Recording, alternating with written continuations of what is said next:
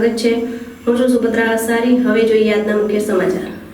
મહીસાગર જિલ્લા પોલીસને ચેલેન્જ કરતા ચોરો સામે લૂંટનો ગુનો દાખલ। લુણાવાડા તાલુકાના ભાણપુર ગામે 3 વ્યક્તિને બંધક બનાવી લૂંટ આચરનાર ઈસમો સામે પોલીસે તપાસ શરૂ કરી। લુણાવાડા પીઆઈ જયેશ વળવી સહિત જિલ્લા એસઓજીની ટીમ કામે લાગી। ચોરોના પગેરું શોધવા માટે ટેકનિકલ સોર્સ સહિત હ્યુમન સોર્સની મદદ લેવામાં આવી। મકાન માલિક વિનુભાઈ પટેલને મોઢે ટેપ મારીને ઘરમાં ચોરોએ કરી હતી ચોરી।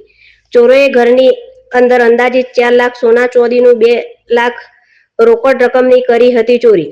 ઘર માલિકને બંધક બનાવી તસ્કરોએ કરી લૂંટ। પોલીસ દ્વારા વિવિધ ટીમો બનાવી જિલ્લા તેમજ જિલ્લા બહાર તપાસ શરૂ કરી। રિપોર્ટર વિજય જોશી, લુણાવાડા।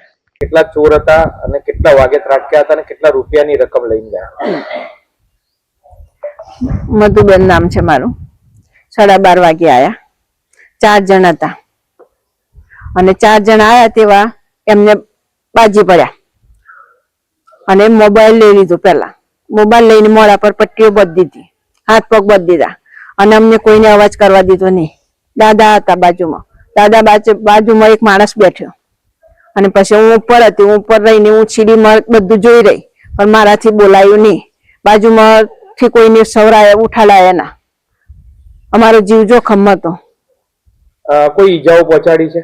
ઈજાઓ એક ભાઈને પહોંચાડી, વિનુભાઈને। કેટલા રૂપિયાની રકમ લઈ ગયા છે? 5 લાખની।